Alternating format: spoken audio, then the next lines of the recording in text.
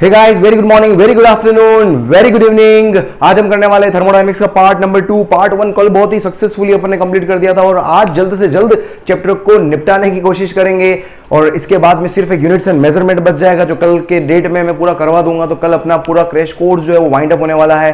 दोस्तों, आप कहां पर मौजूद है? एक्सपोनेंशियल फिजिक्स के ऊपर और मेरा नाम है जेपी चौहान और मैं यहां पर करवा रहा हूं आपका बहुत ही जबरदस्त वाला क्रैश कोर्स जिसे और भी शानदार बना दिया है। यहां पर जो सब्सक्राइबर्स, यहां पर जो लोग जुटे हुए हैं उन लोगों ने इसको देखकर इस पे 4 चांद लगा दिए हैं। बस थोड़े से चांद आप और लगा दें यार दोस्त। जल्दी से स्टार्ट करते हैं अपन thermodynamics part 2।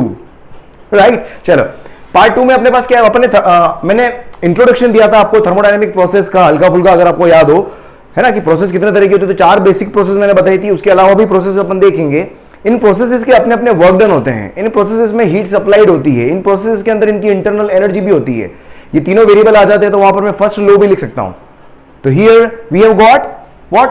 Work done and first law for various process. अलग अलग जो 4 अपनी मेन प्रोसेस जो हैं उनके बारे में अपने को यहां पर देखना है, क्या वर्क डन होगा, क्या चेंज इनका, मतलब कुल मिला के फर्स्ट लॉ अपने को लिखना है। यहां पर फर्स्ट लॉ लिखना है मतलब तीनों वेरिएबल पता होने चाहिए। चलो सबसे पहले बात करते हैं अपन किसकी? आइसोकोरिक, आइसोचोरिक या फिर क्या है? आइसोमेट्रिक प्रोसेस को आइसोमेट्रिक प्रोसेस भी बोलते हैं। कल मैंने वहां पर नाम नहीं लिया था क्योंकि जगह थोड़ी सी कम थी।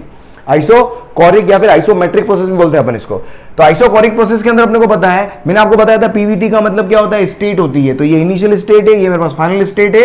गैस यहां से यहां पर वेरी हुई, थर्मोडायनेमिक वेरिएबल वेरी हुई, थर्मोडायनेमिक वेरिएबल्स चेंज हुए। इसका मतलब क्या है? Thermodynamic process is going on. कल वाला लेक्चर नहीं देखा हो तो देख के फिर बैठना यहां पर, तो मजा नहीं आएगा, पहले कह देता हूं। चलो, और सीधे कल वाले लेक्चर से भी शुरू किया हो तो भी लोगों को मजा नहीं आया होगा। तो बेटर है आप जब से मेरा केटीजी वगैरह स्टार्ट हुआ वहां से आप जुड़ना शुरू करें आप, तो मजा आएगा आपको। चलो, अब देखो वी कांस्टेंट है तो डेल्टा वी से 0 हो गया तो work done 0। Simple. Constant volume मतलब work done 0, work done 0। Heat supplied, isochoric heat supplied का स्टैंडर्ड फॉर्मूला अपना, हीट सप्लाइड का जो स्टैंडर्ड फॉर्मूला होता है कहां पर? कांस्टेंट वॉल्यूम के केस में integration of NCV DT, integration of NCV DT. यहां से क्या हो जाएगा मेरे पास? तो एनसीवी तो कांस्टेंट हो गया मेरे पास, लिमिट अप्लाई करोगे क्या आ जाएगा? T2 - T1। फिर कल वाली शीट के अंदर, कल वाले लेक्चर के अंदर मैंने सीवी बताया था। सीवी का फॉर्मूला आर और गामा की टर्म्स में आर अपॉन गामा -1 होता है। ठीक है, तो ये कोई फॉर्मूला आ गया मेरे पास, हीट सप्लाइड का फॉर्मूला हो गया। यहां से फर्स्ट लॉ लिखना चाहता हूं अगर मैं, फर्स्ट लॉ क्या होता है? Heat supplied equals to change in internal energy plus work done. Work done तो 0 है तो क्या हो जाएगा? हीट सप्लाइड जो होगा यहां पर क्या होगा? तो टोटल जो हीट सप्लाई होगा वो कहीं ना कहीं सिस्टम की इंटरनल एनर्जी को इंक्रीज करने के काम आएगा। सिंपल सा, Q equals to delta U. Formula याद रखना बहुत इंपॉर्टेंट है, ये याद रखने की जरूरत अपने को। सिर्फ कांस्टेंट प्रेशर पे चलते हैं।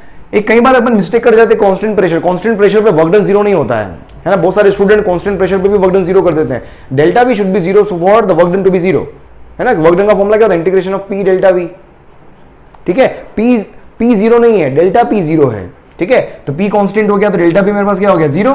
वर्क डन का स्टैंडर्ड फॉर्मूला अपने को पता ही है, पी कांस्टेंट है तो बाहर आ गया, लिमिट लगाओगे V2 - V1, एक फॉर्मूला ये आ गया मेरे पास। पीवी इक्वल्स टू एनआरटी भी लिखते हैं अपन, तो इसको क्या लिखता हूं मैं? अगर ब्रैकेट में डालू इसको पीवी2 को क्या लिखूंगा मैं? nRT2 - T1 आ जाएगा। तो ये फॉर्मूला क्या आ गया मेरे पास? कांस्टेंट प्रेशर के लिए। हीट सप्लाइड मैंने बताई थी कांस्टेंट वॉल्यूम के लिए एनसीपीडीटी का इंटीग्रेशन, तो एनसीपीडीटी का इंटीग्रेशन क्या हो जाएगा? यहां पर आ जाएगा मेरे पास। बस इसको सॉल्व करोगे अभी एनसीपी T2 - T1 आ गया। और सीपी का फॉर्मूला भी मैंने कल आपको लिखवाया था। वहां पर क्या होता है मेरे पास? गामा और आर की टर्म्स में gamma R upon gamma -1। What? Gamma R upon gamma -1। या सीपी को क्या लिखते हो? सीपी इक्वल्स गामा क्या होता है? सीपी अपॉन सीवी होता है ना। तो gamma equals to CP equals to क्या हो गया? Gamma CV. गामा क्या लिखा था मैंने? आर अपॉन गामा -1, तो आर से गामा मल्टीप्लाई हो गया तो सीपी हो गया मेरे पास ये। ठीक है, तो अब यहां पर देखो मेरे पास क्या, कुल मिलाकर मेरे पास, और इंटरनल एनर्जी का फॉर्मूला आपके पास हमेशा क्या क्या रहता है? NCVDT. Internal energy is always, internal energy मतलब वही काइनेटिक एनर्जी जो सिस्टम की एनर्जी होती है, वो अपन ने पढ़ा हुआ F/2 nRT। F/2 nRT को एनसीवी डेल्टा टी भी बोलते हैं अपन, तो वही internal energy NCV delta T. Delta T क्या हुआ? T2 - T1। और यहीं से मैंने सीवी को लिख दिया आर अपॉन गामा -1, तो ये मेरे पास क्या हो गया? इंटरनल एनर्जी का फॉर्मूला हो गया।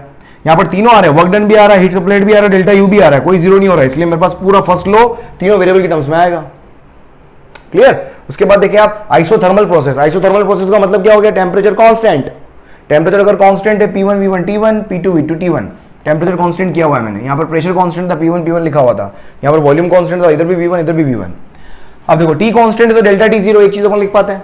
है ना। टी कांस्टेंट, यहाँ पर पी कांस्टेंट था तो डेल्टा पी जीरो, यहाँ पर वी कांस्टेंट था तो डेल्टा वी जीरो। चलो डेल्टा टी जीरो, देखो डेल्टा टी जीरो एक चीज अपने समझ में आ जानी चाहिए, अगर सिस्टम का टेम्परेचर चेंज नहीं हो रहा मतलब उसकी इंटरनल एनर्जी कभी भी चेंज नहीं होगी, because internal energy only depends upon the temperature difference. तो इंटरनल एनर्जी अपने को समझ में आ गई, क्या हो गई, जीरो। हीट सप्लाइड का फॉर्म, तो यहाँ से अब यहाँ पर जो हीट सप्लाइड होगी वो क्या, इंटरनल एनर्जी जीरो हो गई। तो अगर यहाँ से इंटरनल एनर्जी जीरो हो गई तो जो भी हीट सप्लाइड होगा वो किसके इक्वल हो जाएगा, वर्क डन के इक्वल हो जाएगा। तो वर्क डन निकाल लो, वही मेरा क्या होगा, हीट सप्लाइड हो जाएगा, वर्क डन। वर्क डन का फॉर्मूला क्या हुआ, standard formula for work done, integration P DV, P को क्या लिखता हूं मैं, NRT upon V, ideal gas equation से, है ना। एनआरटी तो कांस्टेंट है, 1 अपॉन वी का इंटीग्रेशन क्या होता है, log V, log E base V, limit लगाओगे तो v2 अपॉन v1 आएगा, इसको log 10 में चेंज कर दिया, इसलिए 2.303 से मल्टीप्लाई कर दिया। कई बार मिस्टेक होती है, log गड़बड़ ना करें आप, log 10 बेस की वैल्यूज ही पता होती है अपने को, दूसरा बेस हो तो उसको चेंज करें आप हमेशा। तो log किसको किस में चेंज किया अपन ने, ई बेस को 10 बेस में चेंज किया तो 2.303 से मल्टीप्लाई हो गया। न्यूमेरिकल करवाऊंगा इसके बाद में मैं, डरना मत, है ना। न्यूमेरिकल करवाऊंगा, कल भी अपन ने बहुत दिन में कम से कम 10-12 न्यूमेरिकल कल भी किए थे अपन ने, तो घबराए ना आप, लगे रहे। देखो ये यहाँ पर तो क्या, 1 घंटे के अंदर अगर मैं आपको 12 न्यूमेरिकल करवा देता हूँ तो सोच लो आप कितना अपन कर रहे हैं, ठीक है। चलो तो 2.303 log 10 v2 upon v1, देखो टेम्परेचर कांस्टेंट है तो टेम्परेचर कांस्टेंट मतलब पी वी का प्रोडक्ट कांस्टेंट मतलब P inversely proportional to V. तो v2 upon v1 को क्या लिख सकता हूं मैं, p1 upon p2 लिख सकता हूं, क्योंकि p और v का इनवर्स रिलेशन हो गया, टेम्परेचर कांस्टेंट होगा तो यहां से एक और फॉर्मूला आ गया मेरे पास। डेल्टा इंटरनल एनर्जी मैंने बताई था, डेल्टा टी इक्वल्स टू 0 है तो इंटरनल एनर्जी 0 हो जाएगी। First law delta Q plus W, delta U plus W, तो क्यू बराबर क्या हो गया, जो भी हीट सप्लाइड होगा that will be utilised to do the work by the system, right. जल्दी से लिख लें इसको। चलो आगे बढ़े।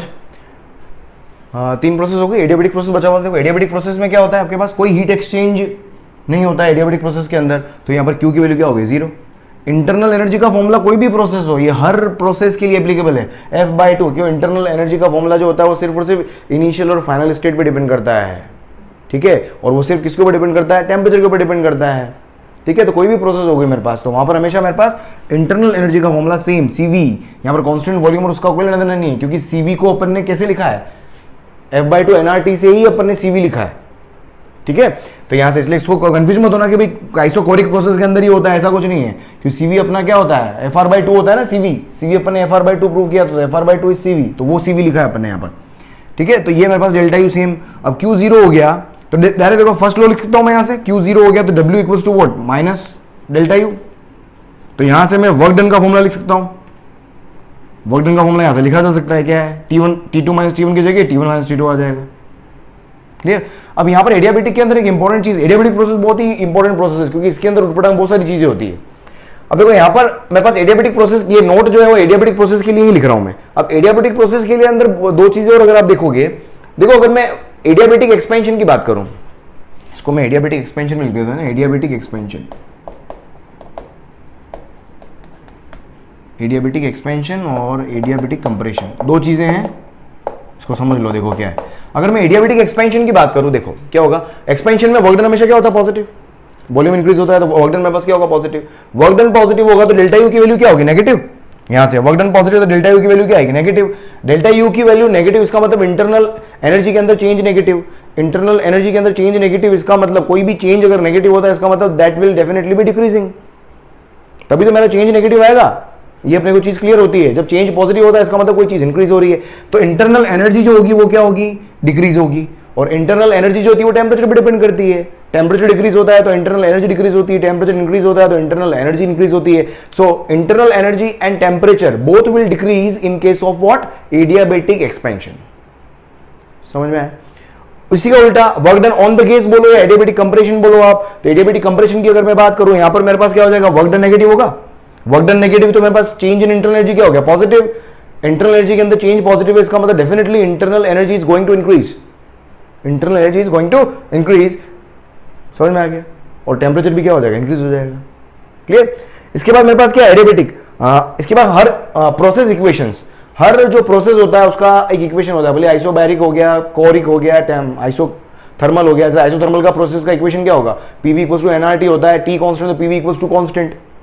आइसोथर्मल का प्रोसेस इक्वेशन क्या होता है, पीवी इक्वल्स टू कांस्टेंट। अगर मैं एडियाबेटिक की बात करें अपन यहाँ पर, तो एडियाबेटिक के प्रोसेस इक्वेशन 3 प्रोसेस इक्वेशन होते हैं, याद कर लेना इनको, इस पे न्यूमेरिकल होता है, important, very important, very very important, यहां से अपना न्यूमेरिकल बनता है, ठीक है। तो यहां पर क्या, P V gamma P V की power gamma equals to constant. यहां से हमेशा आपको एक तो लॉग एंटी लॉग कर लेना, क्योंकि इन वाले क्वेश्चन के अंदर लॉग एंटी लॉग काफी काम में आता है, ठीक है। तो यहां पर जब अपन न्यूमेरिकल करेंगे तो मैं लॉग एंटी लॉग नहीं सीखूंगा, डायरेक्ट वैल्यू पुट करूंगा। You better check the calculation at your home on your with yourself, और अगर उसके अंदर कुछ प्रॉब्लम आती है कैलकुलेशन के अंदर, लेट मी नो, ठीक है। अपन वहां पर उसको डाउट को टेलीग्राम के ऊपर क्लियर कर लेंगे, वरना यहाँ पर लॉग एंटी लॉग टेबल देखूंगा, वो करूंगा, मन से बहुत टाइम किल होगा और अपन, ठीक है। तो उसको अपन प्रोडक्टिव वे में यूज करें। आपके लिए भी एक टास्क हो जाएगा कि मुझे कैलकुलेशन भी आप इसी बहाने कैलकुलेशन भी सीख जाओगे कैसे है, ठीक है। तो यहाँ पर 3 इक्वेशन होती है, पी वी की power gamma equals to constant, तो अपने को पता ही है, ठीक है। पी इसके अलावा ये पी वी में रिलेशन, टी वी में रिलेशन और टी पी में रिलेशन, ठीक है। तो पी वी की power gamma equals to constant होता है, ठीक है। वी के अंदर और वी की पावर में ही गामा और गामा माइनस 1 आते हैं, वी की पावर में ही गामा और गामा माइनस 1 आते हैं। पी के साथ में आ गया गामा, तो टी के साथ में ही आएगा गामा माइनस 1, ये अपने को क्लियर है। वी के साथ में ही गामा और गामा माइनस 1 आते हैं, कमॉन, वी के साथ में ही गामा और गामा माइनस 1 आते हैं, बाकी सिंगल पावर होती है। अब यहां पर मेरे पास क्या बच गया, पी। अगर मैं प्रेशर को यहां पर देखना चाहूं तो प्रेशर के साथ में क्या होता है, पी मतलब पहले, 1 पहले आएगा, ऐसे याद कर ले इसको, इसमें 1 बाद में आएगा। पी मतलब पहले, तो 1 माइनस गामा, तो पी की पावर क्या 1 माइनस गामा, और जो 1 माइनस गामा होता है तो पड़ोसी के भी पावर आती है, तो पड़ोसी के भी पावर होगी, तो टेम्परेचर पे भी क्या हो जाएगी, पावर आ जाएगी यहां पर, है ना, उसमें भी क्या हो जाएगी, और पावर, टी की पावर भी क्या हो जाएगी, गामा हो जाएगी। समझ में याद, अपने हिसाब से अगर आपने याद कर लिया तो मुझे कमेंट में लिखना है, और अच्छा तरीका हो कुछ हो तो मेरे अगले भविष्य वाले स्टूडेंट को और सिखा दूंगा मैं, ठीक है। और देखो यहां पर नेक्स्ट आपके पास क्या, slope, very important, again very important, देखो कि यार वाइफ आगे गई यार, वो जूस रख के गई है यार, कौन सा वाला, वो कौन सा है, कौन सा वाला जूस होता है, अब वो कड़वा हो जाता है, वो कौन सा होता है, मौसमी का जूस, हाँ मौसमी का जूस रखी गई है, वो कड़वा हो जाएगा, पी लूँ क्या पी लूँ क्या, अरे पी लूँ क्या, चल इतना सा बचाओ फिर पी लेंगे। देख slope of isothermal and adiabatic curve, देख आइसोथर्मल और एडियाबेटिक कर्व का स्लोप की बात करें अपन, स्लोप पीवी कर्व का स्लोप, वो भी कौन सा कर्व बोल रहा हूं मैं, पीवी कर्व, थोड़ा और इसको सुधार लेते हैं, पीवी कर्व स्लोप है ना, पीवी। तो देखो मेरे पास आइसोथर्मल की इक्वेशन क्या होती है, पीवी इक्वल्स टू कांस्टेंट, इसको डिफरेंशिएट करो दोनों साइड में, प्रोडक्ट का डिफरेंशिएशन क्या, किसी भी वेरिएबल के रिस्पेक्ट में कर लो, एक्स के रिस्पेक्ट में कर लो, तो ये क्या हो जाएगा, P dV by d x plus V dP by d x उधर जाके क्या हो जाएगा, और कांस्टेंट का डिफरेंशिएशन क्या हो गया, 0, तो ये आ जाएगा P dV plus V dP equals to 0। इधर उधर करना, पी वी कर्व का जो स्लोप होता है वो डीपी अपॉन डीवी होता है, तो इस इक्वेशन से डीपी अपॉन डीवी लिखोगे आएगा माइनस पी अपॉन वी, तो माइनस पी और वी का जो मतलब पी और वी का जो रेशियो होता है वो आइसोथर्मल का मुझे क्या देगा, स्लोप देगा। सेम एडियाबेटिक के अंदर भी निकाल सकते हैं अपन, यहां पर बस पी वी की पावर गामा है, इसको डिफरेंशिएट करोगे, जब पी कांस्टेंट होगा तो वी की पावर गामा का क्या होगा, गामा डीवी प्लस फिर we power gamma, sorry P constant होगा तो वी का क्या होगा, गामा आगे आ जाएगा और वी की पावर गामा माइनस 1 हो जाएगा, प्लस फिर वी पावर गामा को कांस्टेंट रखोगे, पी का क्या हो जाएगा, डीपी हो जाएगा, सॉरी उस पहले वाली टर्म में डीवी भी आएगा, फिर इसको इधर उधर करोगे तो क्या आएगा, डीपी अपॉन डीवी करोगे आप मेरा मैथमेटिकल टूल्स वाला जरूर देख लेना यार, मैथमेटिकल टूल्स अगर आते हैं तो बहुत सारी चीजें आपकी जिंदगी में आसान हो जाएगी। उस वीडियो को जरूर देखे जाके आप, है ना, उसको मैं अपने चैनल पे भी डाल लेने वाला हूँ, बहुत जल्दी अपने चैनल पे लेने वाला हूँ, पूरी कंप्लीट प्लेलिस्ट होगी उसकी भी, और वेक्टर के भी कुछ 1-2 वीडियो रह गए वो भी बता दूंगा मैं अभी आपको। तो ये हो गया minus gamma P upon V, इसको सॉल्व करोगे यहां से माइनस गामा, ये एडियाबेटिक का स्लोप आ गया, दोनों कंपेयर करो, स्लोप किसका ज्यादा आ रहा है, एडियाबेटिक का स्लोप क्या आ रहा है, गामा, दोनों को डिवाइड कर लो, तो एडियाबेटिक का जो स्लोप होगा वो क्या होगा, गामा टाइम्स किसका है, आइसोथर्मल का स्लोप। मतलब आपके पास स्लोप जो है वो किसका है, स्लोप आपको ध्यान हो, ये लाइन है मेरे पास, ये सोई हुई है, स्लोप क्या है 0, ये स्लोप क्या है इनफाइनाइट, लाइन को खड़ी कर दो तो स्लोप क्या होगा इनफाइनाइट, मतलब लाइन अगर सोने से उठने तक जाएगी तो स्लोप बढ़ेगा, ऐसा बोल सकता हूं मैं, समझ में आ रहा है, ये स्लोप 0, ये स्लोप क्या होता है इनफाइनाइट, तो यहां से जैसे लाइन ऊपर उठेगी, जितना एंगल ज्यादा होगा उतना स्लोप क्या होगा, ज्यादा होगा, ठीक है। तो इसीलिए अब स्लोप ज्यादा होने की वजह से एडियाबेटिक को अपन क्या, स्लोप ज्यादा होने का मतलब क्या है, पीवी कर्व का स्लोप ज्यादा होना, इसका मतलब क्या हो गया, थोड़ा भी वॉल्यूम के अंदर में वेरिएशन लाऊंगा, बहुत जल्दी जो होगा वो क्या होगा, प्रेशर डिक्रीज होगा, थोड़े से वॉल्यूम के इंक्रीमेंट पर प्रेशर एकदम जल्दी से डिक्रीज होगा, क्योंकि P inversely proportional to V to the power gamma हुआ ना, यहां से देखो P inversely proportional to V to the power gamma, P inversely proportional to V, तो यहां पर क्या है, यहां पर इनवर्स रिलेशन है पी वी की पावर गामा के साथ में, यहां पर इनवर्स रिलेशन है वी की पावर 1 से, तो यहां पर डेफिनेटली जो कर्व जो डिक्रीज होगा वॉल्यूम के थोड़े बहुत भी इंक्रीमेंट के लिए, प्रेशर के अंदर डिक्रीमेंट क्या होगा, हमेशा ज्यादा आएगा, किसके अंदर, एडियाबेटिक के अंदर, क्योंकि स्लोप ज्यादा होने का मतलब यहां से भी अपन डिफाइन कर सकते हैं अपन। आपने देखा होगा y inversely proportional to x और y inversely proportional to x square, तो y inversely proportional to x square का कर्व शार्प आता है, स्टीप आता है, स्टीप होता है ऐसे, लेकिन y inversely proportional to x ऐसा जाएगा, समझे आप, वो ऐसा जाएगा और x इसका वाला ऐसा जाएगा, y एक्सिस की ओर पास से जाएगा ये देख यहां पर एक सुंदर सा क्वेश्चन है, देखो यहां पर क्या है यार, जूस पीलू कड़वा हो जाएगा। चीयर्स।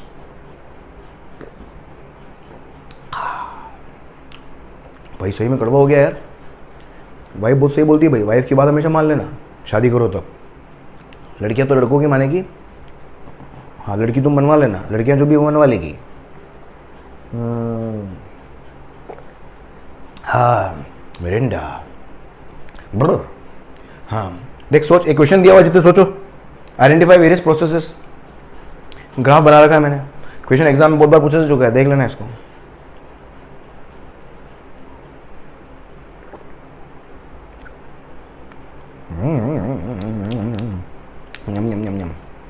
कड़वा हो गया यार, कमीनो, थोड़ी देर और लेट हो जाता ना, मैं बिल्कुल कड़वे घूट पीने पड़ते मेरे को।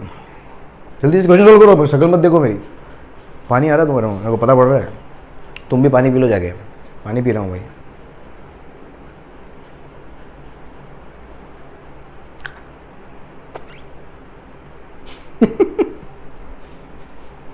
कर जल्दी कर, जल्दी कर, देख वीडियो बड़ा होता जा रहा है।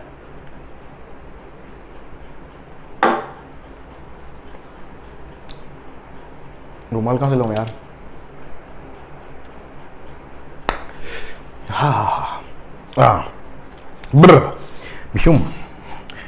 ब्रो देख, आइडेंटिफाई वेरियस प्रोसेसेस, देख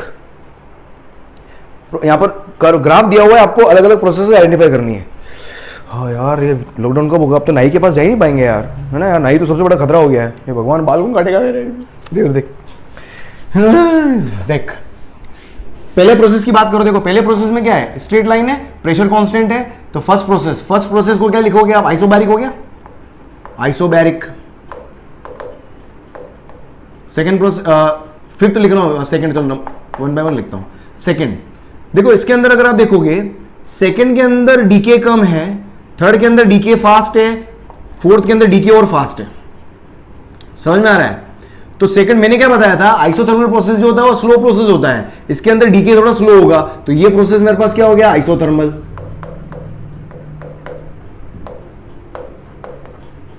थर्ड देखो, अब यहां पर थर्ड और फोर्थ दोनों क्या है, इसका डीके फास्ट है, इसका डीके मेरे पास क्या, प्रेशर जो है वो फास्ट रेट से डिक्रीज हो रहा है, इसका मतलब ये एडियाबेटिक तो है, लेकिन एडियाबेटिक में भी वापस दो ऑप्शन है, यहां पर एडियाबेटिक में भी वापस क्या, दो ऑप्शन है। अब ये दो अलग अलग गैसेस के लिए मैंने दो एडियाबेटिक, ये दोनों एडियाबेटिक, इससे कंपेयर करोगे तो इसके कंपेरेटिवली ये दोनों क्या हो गए, एडियाबेटिक, लेकिन एक मोनोएटॉमिक के लिए और एक डायटोमिक गैस के लिए, तो थर्ड भी मेरे पास क्या हो गया, एडियाबेटिक हो गया, एडियाबेटिक हो गया। अब देखो गामा जितना ज्यादा होगा स्लोप उतना ज्यादा होगा, गामा जितना ज्यादा होगा स्लोप उतना ही, गामा जितना ज्यादा होगा, क्योंकि स्लोप क्या डायरेक्टली प्रोपोर्शनल टू गामा है ना, तो जितना ज्यादा गामा होगा उतना ही ज्यादा स्लोप होगा। स्लोप ज्यादा किसका है, ये देखो सबसे ज्यादा स्लोप इसका, फिर कम स्लोप इसका, फिर कम स्लोप इसका, फिर कम स्लोप इसका, फिर लाइन बिल्कुल स्ट्रेट हो गई तो जीरो स्लोप इसका हो गया, तो स्लोप इधर से जाने पर बढ़ रहा है। तो इसका स्लोप, इन दोनों लाइन को कंपेयर करोगे तो फोर्थ का स्लोप या थर्ड का स्लोप फोर्थ से कम है, थर्ड का स्लोप कम है, मतलब इसका गामा कम है, इसका गामा कम है, और गामा कम किसका होता है, डायएटॉमिक का गामा जो होता है वो क्या होता है 1.4, तो ये किसके लिए हो जाएगा, ये हो जाएगा डायएटॉमिक। और फोर्थ मेरे पास क्या हो जाएगा, मोनोएटॉमिक। ये भी एडियाबेटिक हो गया, ये भी एडियाबेटिक प्रोसेस है, लेकिन ये किसके लिए, मोनोएटॉमिक के लिए हो गया, है ना, क्योंकि गामा मोनोएटॉमिक के लिए कितना होता है, मोनोएटॉमिक के लिए गामा लिखूं क्या कहीं, मोनोएटॉमिक के लिए मोनोएटॉमिक के लिए होता है 1.67 मोनोएटॉमिक के लिए, और डायटोमिक के लिए कितना होता है 1.4। गामा डिक्रीजिंग ऑर्डर में, जैसे जैसे मोलिक्यूल्स बढ़ते हैं वैसे गामा डिक्रीज होता जाता है। और फिफ्थ प्रोसेस देख लो आप, फिफ्थ प्रोसेस में क्या है, वॉल्यूम कांस्टेंट, तो ये आइसोकोरिक हो गया, ये क्या हो गया मेरे पास, आइसोकोरिक, ये मोनोएटॉमिक और ये डायटोमिक। समझ मेरे घुटने भाग तो नहीं गए साले, कमीने तुम पढ़ते रहे हो, जल्दी से लिख लो इसको भी।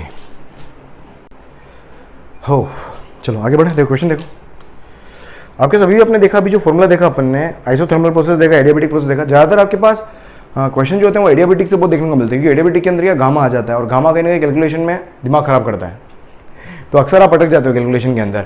तो इस मैंने पहले ही बताया था, जैसे एडियाबेटिक रिलेशन मैंने बताया था आपको, मैंने पहले ही बोला था लोग और एंटीलोग आपको अच्छे से आने चाहिए, ठीक है। तो यहाँ पर लोग एंटीलोग कैलकुलेट करके नहीं दूंगा मैं, आपको कैलकुलेट करना है, मैं आंसर बता दूंगा आपको, प्रोसेस बता रहा हूँ, प्रोसेस सीखें आप। चलो क्या दिया हुआ है देखो, at 50 degree centigrade and 75 centimetre of Hg pressure, मतलब शुरू में देखो टेम्परेचर दिया हुआ है T1 दे रखा है 50 डिग्री सेंटीग्रेड और प्रेशर दे रखा है P1 75 सेंटीमीटर ऑफ Hg दिया हुआ है, और gas is compressed slowly.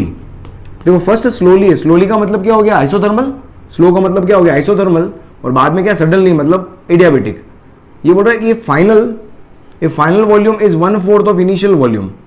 Final volume मतलब V2 अपॉन V1 अगर यहाँ लिखोगे तो वो आएगा तेरे पास 1/4, है ना, इनिशियल का 1/4 है, तो V2 अपॉन V1 क्या आ गया 1/4, और गामा की वैल्यू दे रखी है आपको कितनी 1.5, तो पूछा है कि फाइनल प्रेशर एंड टेम्परेचर निकालो।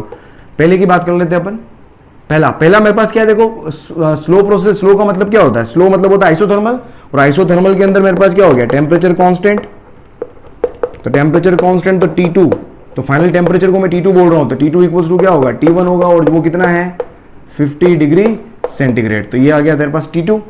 अब मेरे को P2 निकालना है, तो P2 क्या होगा, तो P2 इक्वल्स टू होगा P1 V1 अपॉन V2, ये होगा, है ना, P1 V1 equals to P2 V2, isothermal process है, तो P1 कितना है मेरे पास 75 सेंटीमीटर ऑफ Hg, और V1 अपॉन V2, यहाँ से V1 अपॉन V2 का वैल्यू कितना आ जाएगा 4, तो ये हो जाएगा तेरे पास 300 सेंटीमीटर ऑफ Hg। ये क्या आ गया मेरे पास, आ गया मेरे पास। सेकंड देखो, अब क्या एडियाबेटिक है, एडियाबेटिक के अंदर निकालना है। अब एडियाबेटिक के अंदर रिलेशन आपको पता होने चाहिए। सबसे पहले क्या है देखो, P और V दिया, P और V में रिलेशन दिया हुआ है, तो यहाँ से देखो P2 निकालना है, तो P2 इक्वल्स टू क्या हो जाएगा P1 V1 upon V2 whole power gamma, यही तो होगा P1 V2 gamma, P2 V2 gamma equals to P1 V1 gamma. बस यहाँ पर वैल्यू पुट करो आप, यहाँ पर देखो कितना आएगा, यहाँ पर वैल्यू पुट करो P1 कितना है, P1 है आपके पास, कहाँ गया P1 है 75 ही लिख रहा हूँ मैं ना, इनटू ये V1 अपॉन V2 का रेशियो कितना है 4, और गामा कितना हो गया 1.5। ये याद कर लो, 4 की पावर 1.5 8 होता है, और सोल्व करने का तरीका क्या है, इसको 1.5 को कैसे लिख सकते हो 3/2, और 3/2 को क्या लिखोगे 1 प्लस या 1 प्लस हाफ इस पे जाएगा, तो 4 to the power 1 multiplied by 4 to the power half, तो 4 टू द पावर 1 तो हो गया 4, और 4 टू द पावर हाफ मतलब स्क्वायर रूट, मतलब कितना हो गया 2, तो 4 टू जा 8, याद कर लो 4 टू द पावर 1.5 8 होता है, कुछ चीज़ें याद कर लो, ये तो 8 होता है, तो 8 से हम इसको, ये आ जाएगा 75 मल्टीप्लाइड बाय 8, ये तो 4 इतना था, ये हो जाएगा 600 सेंटीमीटर ऑफ Hg। ये मेरे पास क्या आ गया, P2 आ गया। अब T2 निकालना है, T2 के लिए मेरे पास क्या है, T2 के लिए इक्वेशन क्या थी मेरे पास, TV gamma minus 1 equals to constant, तो T2 इक्वल्स टू क्या हो जाएगा T1 V1 upon V2 gamma minus 1, है ना, T2 V2 gamma minus 1 equals to T1 V1 gamma minus 1, ठीक है। बस वैल्यू पुट करो यहाँ पर T1, टेम्परेचर T1 कितना है 50 डिग्री सेंटीग्रेड में आंसर लिखूंगा डायरेक्टली, है ना, और V1 अपॉन V2 कितना था 4 टू द पावर कितना, गामा माइनस 1, गामा माइनस 1 मतलब कितना हो गया, गामा कितना है 1.5 मतलब 0.5, कितना हो गया मेरे पास ये 50 multiplied by 4 to the power half मतलब स्क्वायर रूट, मतलब कितना हो गया 2, कितना आ जाएगा ये 100 डिग्री सेंटीग्रेड। ओ क्लियर, चलो बहुत बढ़िया। आगे देखिए, 1 मोल गैस इज एडियाबेटिकली कंप्रेस्ड। देखो 1 मोल मतलब n की वैल्यू 1 दे रखी है, adiabatically compressed until temperature varies from, है ना, T1 दे रखा है 27 डिग्री सेंटीग्रेड, T2 दे रखा है मेरे को 97 degree centigrade. Calculate work done and heat produced in gas. देखो एक चीज हमेशा ध्यान रखना, यहाँ पर देखो वर्क डन पूछा है, चलो वर्क डन, सबसे पहली बात तो एडियाबेटिक प्रोसेस है और एडियाबेटिक कंप्रेशन है, तो मेरे पास वर्क डन का फॉर्मूला जो भी आएगा, देखो वर्क डन का एक्चुअल में फॉर्मूला होता क्या है, वर्क डन का फॉर्मूला एडियाबेटिक प्रोसेस के अंदर एडियाबेटिक प्रोसेस के अंदर वर्क डन का फॉर्मूला क्या लिखा था अपन ने, NR upon gamma minus 1 T2 minus NR upon, यही था ना मेरे पास, क्या था NR अपॉन गामा माइनस 1,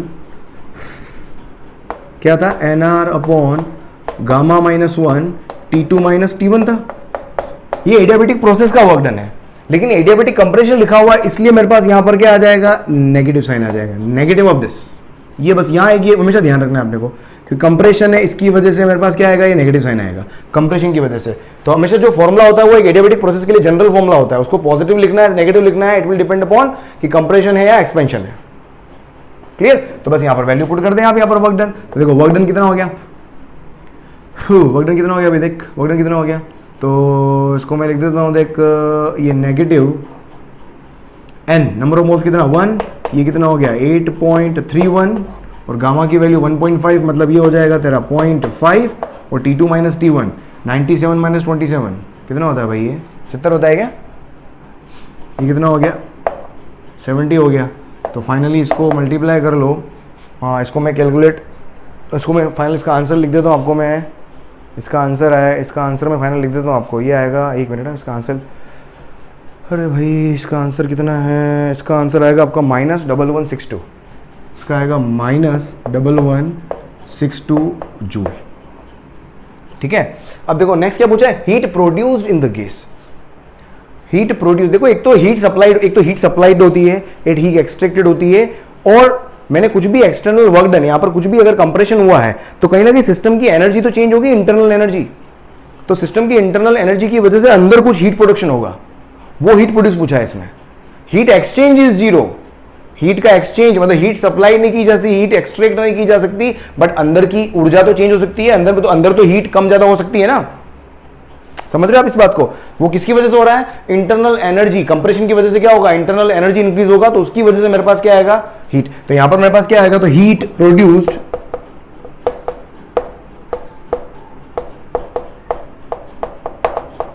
बराबर किसके होगा, इंटरनल एनर्जी के चेंज, जितना इंटरनल एनर्जी अंदर चेंज हुआ उसके बराबर होगा, और डेल्टा यू, अब यहां पर डेल्टा यू किसके बराबर होगा, नेगेटिव ऑफ वर्क डन के।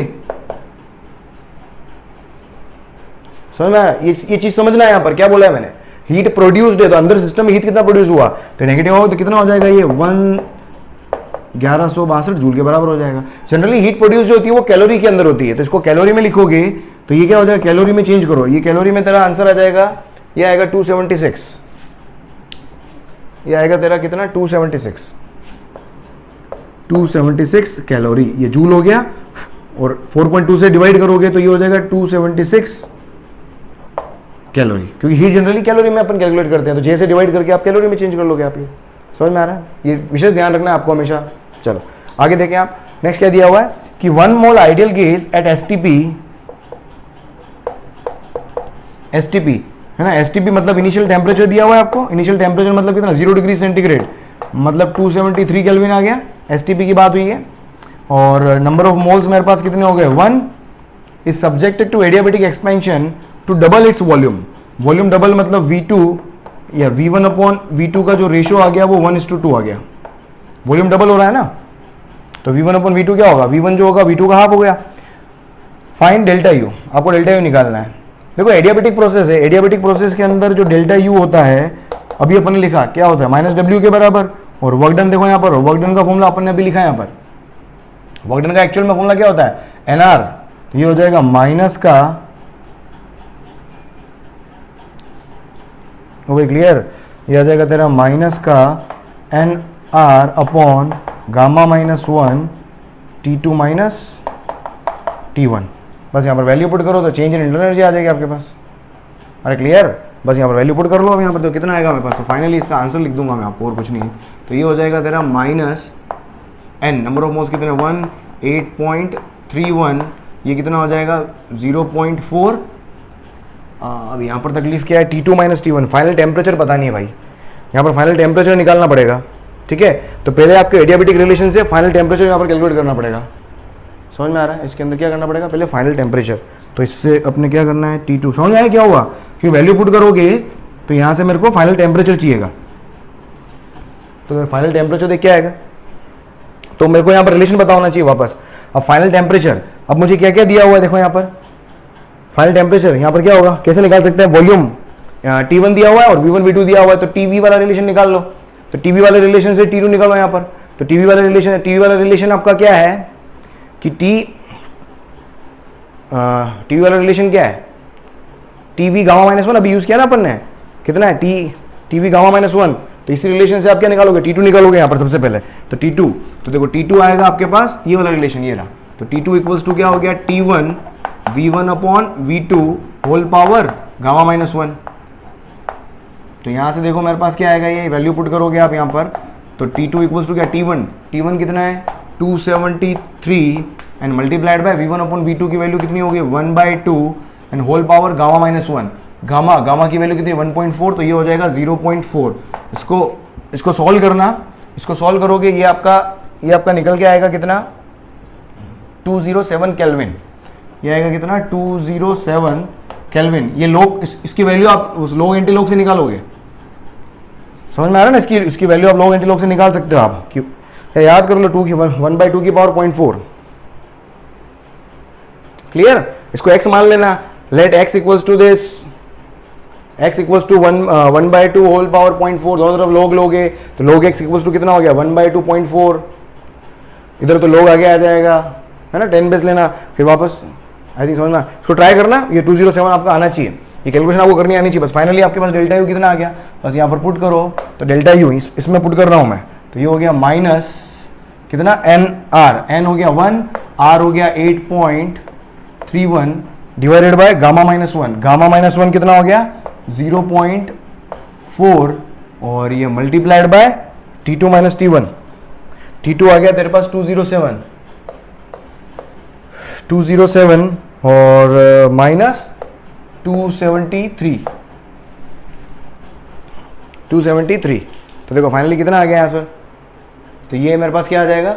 अब देखो चेंज इन एनर्जी, मैंने एक्सपेंशन के अंदर, एडियाबेटिक एक्सपेंशन है, एक्सपेंशन के अंदर मैंने क्या बताया था, वर्क डन पॉजिटिव होता है, तो डेल्टा यू मेरे पास क्या आएगा नेगेटिव, डेल्टा यू मेरे पास क्या आएगा नेगेटिव, समझ में आ रहा है आपको। तो यहाँ पर कुल मिलाकर इसको चेंज करो, तो यहाँ पर डेल्टा यू तरह निकल के आ जाएगा, ये कितना आएगा, ये आएगा 1369, इसको लिख लेना आप यहाँ से, ये आएगा मेरे पास 1369 और 0.5 जूल के अंदर आपका ये आंसर आ जाएगा, ठीक है। ये अगला क्वेश्चन ट्राई करो, देखो अगला देखो यहाँ पर, अगला देखो जल्दी, अगला ट्राई करो, अगला ट्राई करो रे।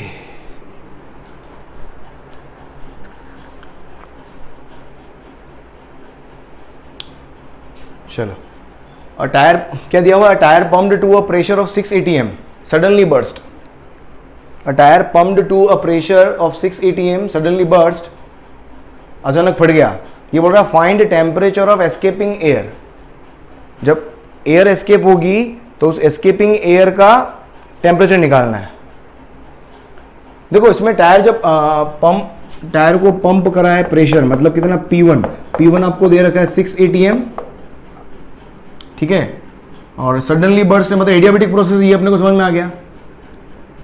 और एस्केपिंग एयर का टेम्परेचर निकालना है, मतलब यहां से P2, एस्केपिंग एयर जब एस्केप करेगी तो उस समय उसका प्रेशर कितना होगा 1 atm, और उस वक्त टेम्परेचर कितना है वो T2 आपको यहां से मालूम करना है। इफ रूम टेम्परेचर कितना है 15 degree, find temperature of escaping air if room temperature is कितना 15 डिग्री सेंटीग्रेड। आपके पास T1 दे रखा है, T1 कितना दे रखा है ना, रूम टेम्परेचर कितना दे रखा है आपको, मतलब इनिशियल टेम्परेचर कितना हो गया मेरे पास 15 डिग्री सेंटीग्रेड, T2 निकालना है। अब एडियाबेटिक प्रोसेस है, एडियाबेटिक प्रोसेस के अंदर एडियाबेटिक रिलेशन यूज करो, एडियाबेटिक रिलेशन। अब यहाँ पर रिलेशन जो होगा वो कौन सा है, T और P वाला रिलेशन। P के ऊपर P मतलब पहले P पावर 1 माइनस गामा, ठीक है, तो T की पावर गामा और P की power 1 minus gamma equals to क्या था मेरे पास, कांस्टेंट था ना, मुझे T2 निकालना है। तो यहां से देखो T2 की पावर गामा इक्वल्स टू क्या आ जाएगा, T1 की power gamma P1 upon P2 whole power 1 minus gamma. दोनों तरफ 1 अपॉन गामा कर लो पावर, जैसे दोनों तरफ स्क्वायर रूट लेते हैं ना तो पावर 1/2 होती है, दोनों तरफ क्यूब रूट लेते हो तो पावर 1/3 होती है। तो यहाँ पर भी दोनों तरफ क्या ले लो आप, गामा 1 गामा ले लो, तो T2 इक्वल्स टू कितना आ जाएगा मेरे पास, ये हो जाएगा T1, गामा से गामा कैंसिल, और इधर कितना हो जाएगा मेरे पास P1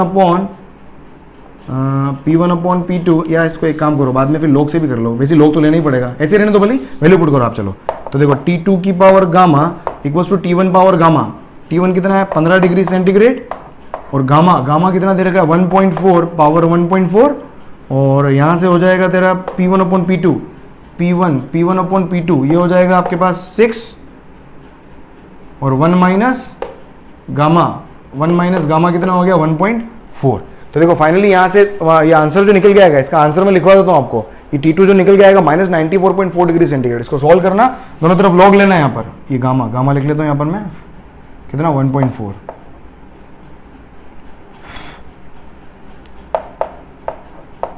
दोनों तरफ लॉग लेना, log 10 बेस लेना, 1.4 log 10 2 आ जाएगा यहाँ पर ये, और इधर क्या है ये log a plus log b। ठीक है, इस तरीके से आप इसको सॉल्व करोगे तो आपका सॉल्व हो जाएगा। तो फाइनली आपके पास T2 यहाँ से सॉल्व करोगे, ये आएगा 94.4, ये नेगेटिव में आएगा, ये -94.4 डिग्री सेंटीग्रेड। ठीक है बेटा, लॉग और एंटी लॉग कर लेना अच्छे से ना, लॉग और एंटी लॉग कर लेना। कोई दिक्कत हो तो मुझे यार टेलीग्राम के अंदर पूछ लेना कि सर लॉग और वो नहीं आता, तो एक क्लास अपन लॉग और उसका भी वीडियो बना देंगे, और तो क्या करें आप। चल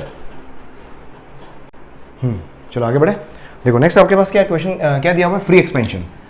नेक्स्ट क्या, फ्री एक्सपेंशन। देखो फ्री एक्सपेंशन की बात करें, फ्री एक्सपेंशन का मतलब क्या होता है कि एक गैस, अगर एक गैस है किसी कंटेनर के अंदर प्रेजेंट है, और वो कंटेनर जो है वो क्या थर्मली इंसुलेटेड है। थर्मली क्या है, इंसुलेटेड है। थर्मली इंसुलेटेड है, इसका मतलब क्या होगा, या अपन बोल सकते हैं फ्री एक्सपेंशन का मतलब क्या हो गया कि अगर गैस के अगेंस्ट, मतलब वो फ्रीली एक्सपेंड कर रही है, फ्रीली एक्सपेंड कर रही है मतलब उसके अगेंस्ट कोई भी, there will not be any external force जो गैस को एक्सपैंड होने से रोके, तो वो क्या हो गया, फ्री एक्सपेंशन। अगर अगेंस्ट में कोई भी फोर्स नहीं लग रहा है तो इधर से भी गैस को कोई फोर्स लगाने की जरूरत ही नहीं है। ठीक है, और गैस को कोई फोर्स लगाने की जरूरत नहीं है, कोई भी प्रेशर भी एक्सर्ट नहीं होगा, है ना। So there will not be any work done by the gas. तो फ्री एक्सपेंशन के अंदर क्या होता है, वर्क डन आपका हमेशा क्या होगा, जीरो होगा, work done will always be zero. और अगर थर्मली इंसुलेटेड सिस्टम अगर है ना, गैस अगर थर्मली इंसुलेटेड है तो क्या होगा, उसकी इंटरनल एनर्जी के अंदर भी कोई चेंज नहीं होगा, तो वर्क डन जीरो। और इंटरनल एनर्जी के अगर अंदर कोई चेंज नहीं हो रहा है तो एनर्जी हीट सप्लाइड और हीट एक्सट्रैक्टेड जो भी हो सकता हो यहां पर वो नहीं होगा, तो क्या होगा, क्यू भी क्या हो गया, जीरो हो गया। मतलब फ्री एक्सपेंशन मतलब क्या हो गया, तीनों वेरिएबल मेरे पास क्या हो गया, जीरो, उसको अपन क्या बोलते हैं, फ्री एक्सपेंशन। समझ में आ रहा है। नेक्स्ट देखिए यहाँ पर, अब क्वेश्चन क्या दिया हुआ है आपके पास, ये पूरा एक चैम्बर है, इस चैम्बर के अंदर दो पोर्शन है, बीच में क्या है, एक मूविंग पिस्टन है, राइट वाला पोर्शन वैक्यूम्ड है जिसका वॉल्यूम 2V है, और लेफ्ट वाले में गैस रखी हुई है जिसका वॉल्यूम V है, और प्रेशर कितना है, P है। क्या पूछा, if piston is released find gas pressure in final state. Finally gas का प्रेशर क्या होगा वो मुझे निकालना है। देखो मैं पिस्टन को मैं रिलीज करूंगा तो देखो यहां पर क्या होगा, जो पिस्टन होगा वो कहां मूव करेगा, मूव्स राइट, क्योंकि यहां पर प्रेशर जीरो है, तो प्रेशर डिफरेंस की वजह से राइट डायरेक्शन में कब तक जाएगा, जब तक वॉल तक जाएगा। और टेम्परेचर क्या है मेरे पास, मतलब एक तरीके से फ्री एक्सपेंशन हो गया। तो ये टेम्परेचर यहां पर फ्री एक्सपेंशन में क्या होता है मेरे पास, टेम्परेचर क्या होगा, कांस्टेंट, क्योंकि डेल्टा यू जीरो है, इसका मतलब मेरे पास क्या होगा, टेम्परेचर जो टी होगा वो हमेशा क्या होगा, कांस्टेंट। यहां लिख सकते हैं आप, यहां पर थर्मली इंसुलेटेड है तो टेम्परेचर कांस्टेंट हो गया। टेम्परेचर कांस्टेंट मतलब मैं क्या लिख सकता हूं, P1 V1 equals to P2 V2। Initially gas का प्रेशर कितना है P, वॉल्यूम कितना है V, फाइनल प्रेशर मुझे मालूम करना है, और फाइनली वॉल्यूम कितना हो जाएगा, जब पिस्टन यहां पर आ जाएगा तो पूरी गैस पूरी जगह ले लेगी, और पूरी जगह का वॉल्यूम कितना हो गया 3V। तो यहां से V से V कैंसिल, तो V2 P2 इक्वल्स टू कितना आ गया मेरे पास, P/3 आ गया। क्लियर। चलो नेक्स्ट देखिए आप, साइक्लिक प्रोसेस। साइक्लिक प्रोसेस का थोड़ा बहुत आइडिया मैं आपको कल दे चुका था, बस वही चीज, ज्यादा कोई चेंज नहीं है। साइक्लिक प्रोसेस बोलते किसको है, जब आपका इनिशियल स्टेट और फाइनल, एक मिनट, इनिशियल स्टेट और फाइनल स्टेट दोनों ही क्या हो मेरे पास, सेम हो। ये A पॉइंट है और ये मेरे पास B पॉइंट है, A से B गया मैं और वापस B से वापस A पे लौट के आ गया, A से B गया और वापस A पे ही लौट के आ गया। तो इस तरह की प्रोसेस जो होती है वो क्या होती है, हमेशा साइक्लिक प्रोसेस होती है। ठीक है, A से B गया और B से वापस वही, इनिशियल स्टेट इक्वल्स टू क्या हो गया, फाइनल स्टेट। ठीक है, तो ऐसी प्रोसेस को अपन क्या बोलते हैं, साइक्लिक प्रोसेस बोलते हैं। अब यहां पर साइक्लिक प्रोसेस के अंदर क्या है, इनिशियल और फाइनल स्टेट जब सेम होती है, अपन ने कल न्यूमेरिकल भी किया था, इनिशियल और फाइनल स्टेट क्या होती है, इसके अंदर इक्वल होती है, और जब भी इनिशियल और फाइनल स्टेट सेम है मतलब there will not be any change in internal energy, so delta U will be zero.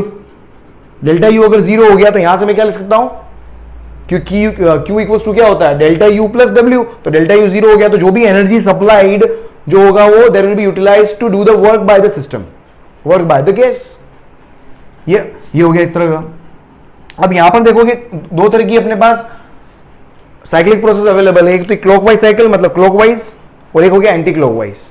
अब यहां पर क्लॉकवाइज में देखोगे, अपन ने कल भी डिस्कस किया था अगर याद हो आपको, क्लॉकवाइज के अंदर अगर आप वर्क डन देखो, यहां पर तो क्लॉकवाइज में वर्क डन के पहले तो एक्सपेंशन हो रहा है, फिर कंप्रेशन हो रहा है, वॉल्यूम बढ़ रहा है, एक्सपेंशन, वॉल्यूम कम हो रहा है, कंप्रेशन। तो पहले वॉल्यूम बढ़ रहा है, तो पहला जो वर्क डन आएगा, पहला वर्क डन आएगा वो क्या आएगा, ये वाला एरिया। सोचें आप यहां पर, तो पहले वाला वर्क डन क्या आएगा, पॉजिटिव आएगा, एक्सपेंशन है। और बाद वाला वर्क डन जो आएगा वो कौन सा आएगा, इसके नीचे वाला ये वाला वर्क डन आएगा। तो पहले वाले वर्क डन में से बाद वाले वर्क डन को क्या करोगे आप, सब्ट्रैक्ट करोगे, तो नेट वर्क डन मेरे पास क्या आएगा, पॉजिटिव ही आना है। समझ में आ रहा है, क्योंकि पहला वर्क डन क्या है, एक्सपेंशन है, दूसरा वर्क डन क्या, कंप्रेशन है, दोनों को ऐड करो या तो पॉजिटिव वर्क डन में नेगेटिव वर्क डन ऐड करोगे तो ओवरऑल मेरे पास साइन जो आना है किसका आएगा, जो बड़ा होगा, बड़ा कौन है, एक्सपेंशन वाला। तो ओवरऑल वर्क डन जो होगा मेरे पास क्या आएगा, पॉजिटिव वर्क डन आएगा। और ये वर्क डन अगर आप निकालोगे, बड़े एरिया में से छोटा एरिया माइनस हो गया तो कौन सा एरिया, तो कितना एरिया बचा, सिर्फ ये वाला एरिया बच गया। तो वर्क डन ड्यूरिंग प्रोसेस कैसे निकालोगे आप, एरिया ऑफ साइकिल, पूरा एरिया, साइकिल का एरिया निकाल लो, तो वहां से मेरे पास क्या, work done of the process निकल के आ जाएगा।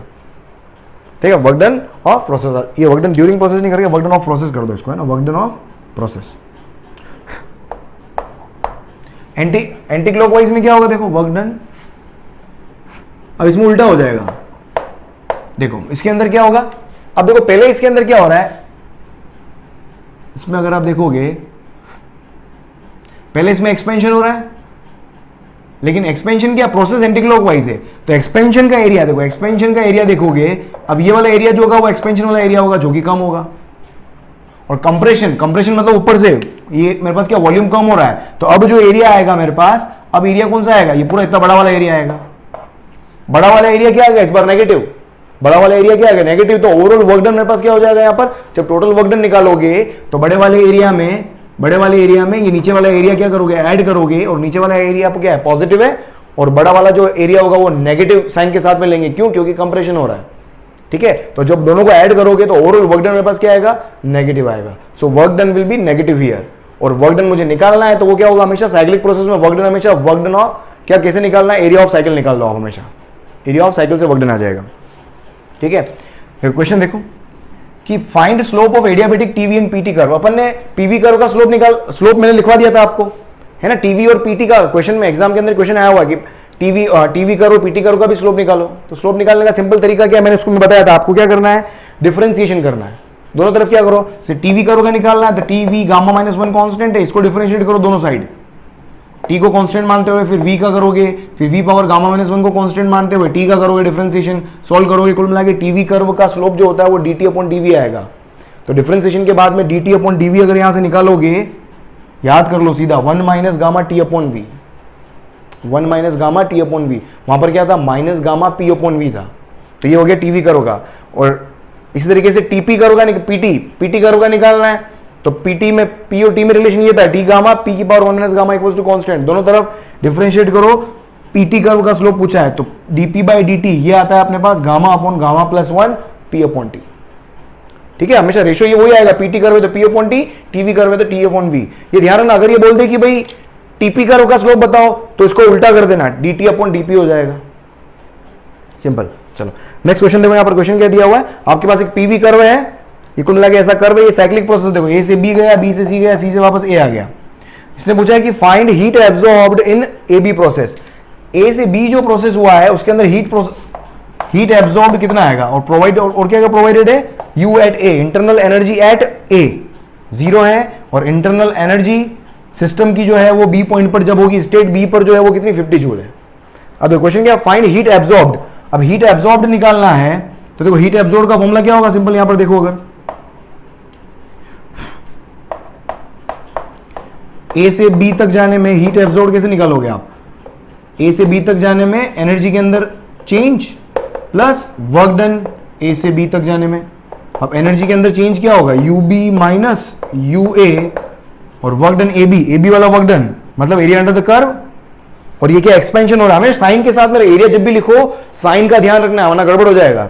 ठीक है, तो यहां पर क्या हो गया, work done during A B मतलब एक्सपेंशन है, एक्सपेंशन मतलब वर्क डन पॉजिटिव आएगा, तो इसके एरिया निकालो फिर पॉजिटिव साइन रख दो आप। इसका एरिया कितना होगा, हाइट कितनी है 10, विड्थ कितनी है 3 - 1 2, तो ये हो जाएगा 10 मल्टीप्लाइड बाय 2, तो ये आ जाएगा तेरा यूबी दे रखा है आपको 50 जूल 50, और यूए दे रखा है 0, और ये कितना हो गया 20, तो ये आ जाएगा आपके पास कितना 70 जूल, ये हो गया QAB। उसके बाद में मेरे को क्या पूछा है कि work done in whole process, पूरी प्रोसेस के अंदर वर्क डन क्या है, मतलब देखो साइक्लिक प्रोसेस का वर्क डन है, साइक्लिक प्रोसेस का वर्क डन है। एक और चीज ध्यान रखना, देखो क्लॉकवाइज साइकिल के अंदर वर्क डन हमेशा क्या आता है, पॉजिटिव। एंटी क्लॉकवाइज साइकिल के अंदर वर्क डन हमेशा क्या आएगा, नेगेटिव। ये साइकिल कैसा है, एंटी क्लॉकवाइज है, तो work done will be negative. तो जो भी एरिया निकालोगे वो नेगेटिव साइन के साथ में लिखोगे आप, ठीक है। तो साइक्लिक, तो डब्ल्यू साइक्लिक का वर्क डन कैसे लिखोगे, डब्ल्यू साइकिल बराबर नेगेटिव ऑफ, है ना, साइन लगाना, एरिया में ऑटोमेटिक नेगेटिव नहीं आएगा, साइन लगाओगे, ठीक है। तो इसका साइकिल का एरिया लिख दो, तो इसका एरिया कितना होगा, हाफ,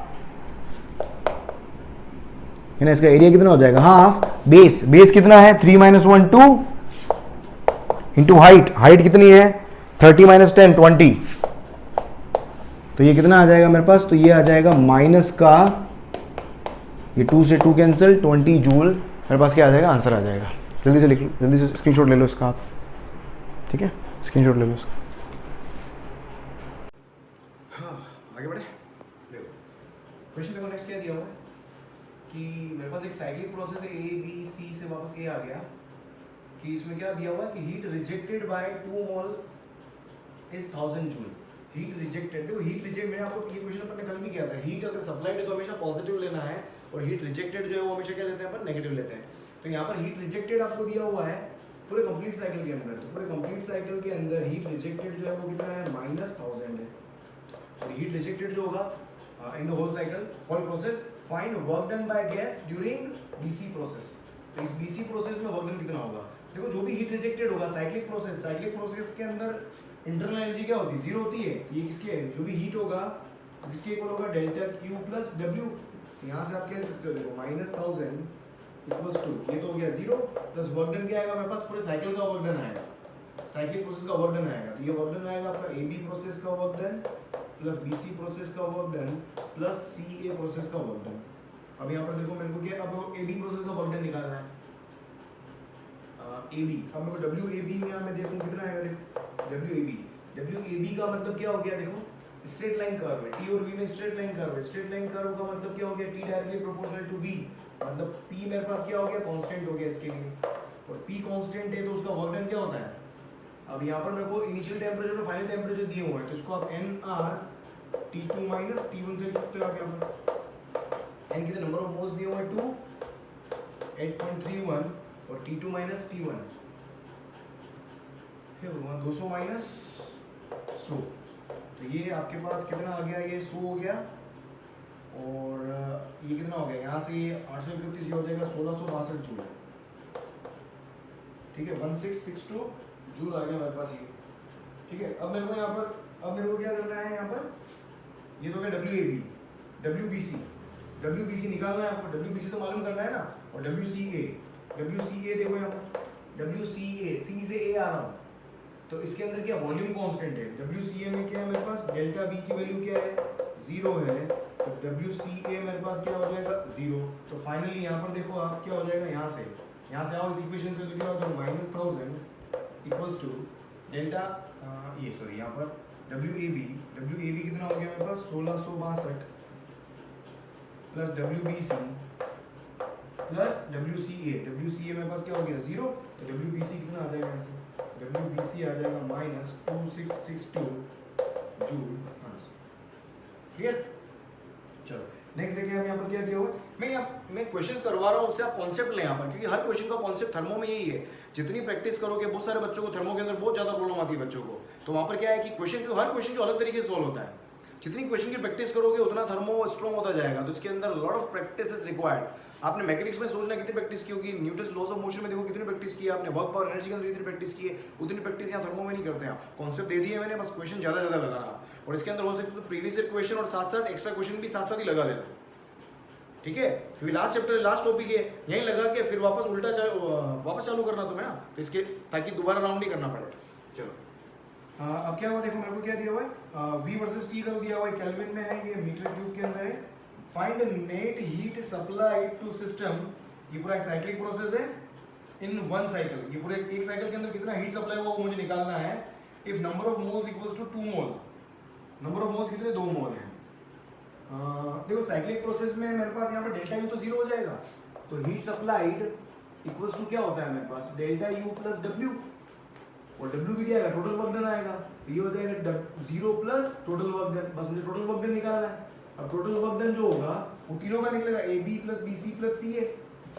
ये किसका किसका आएगा, ए बी का आएगा, ये बी सी का आएगा और ये सी ए का आएगा।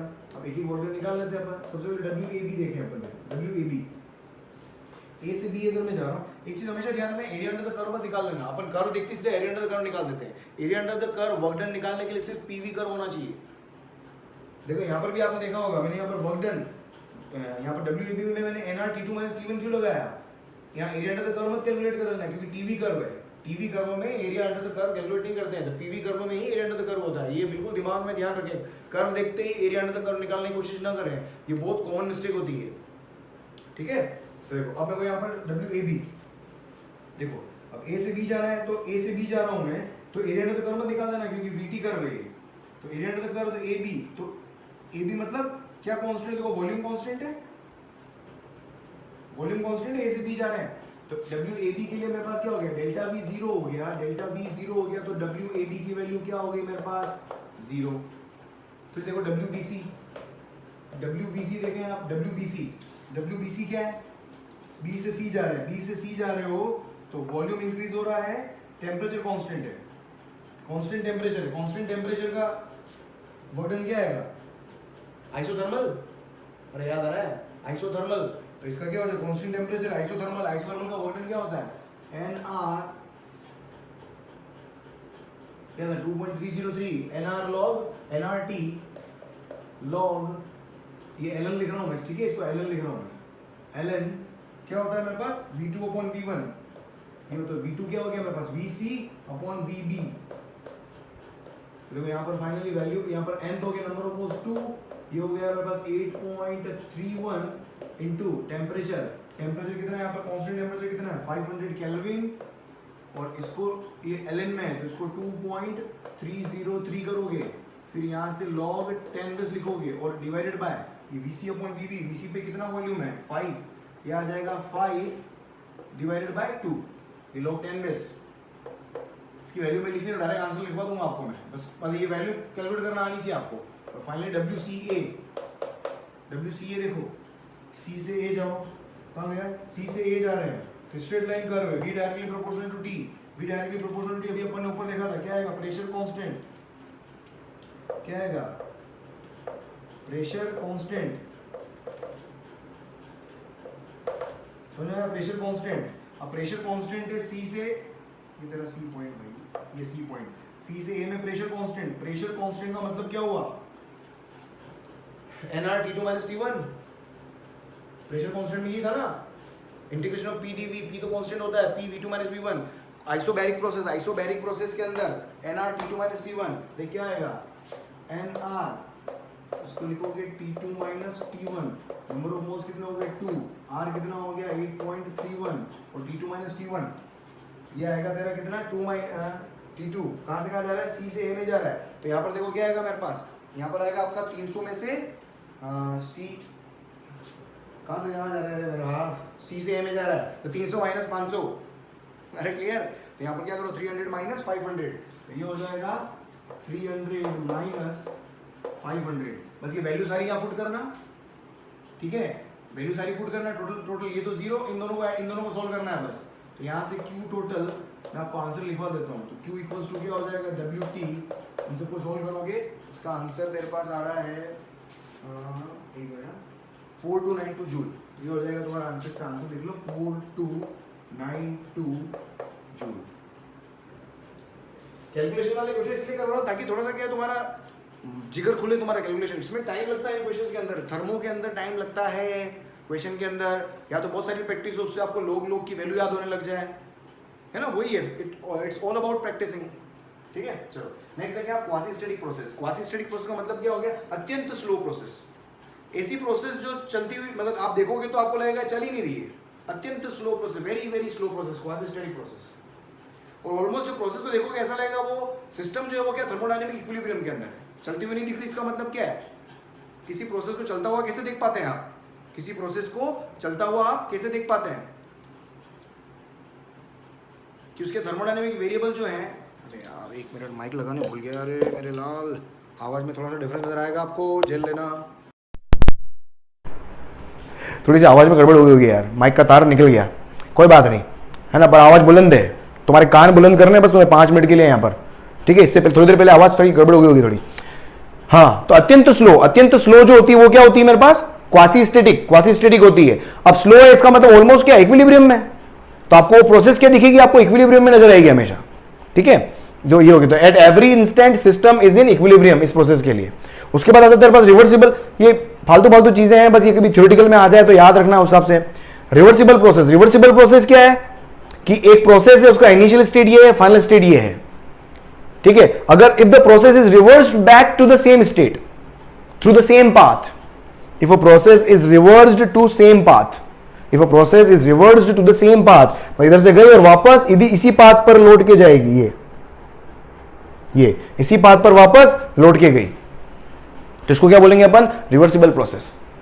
आइडियली एक्चुअल रिवर्सिबल जो जितनी भी क्वासी स्टैटिक प्रोसेस जो होती है वो सब रिवर्सिबल प्रोसेस होती है।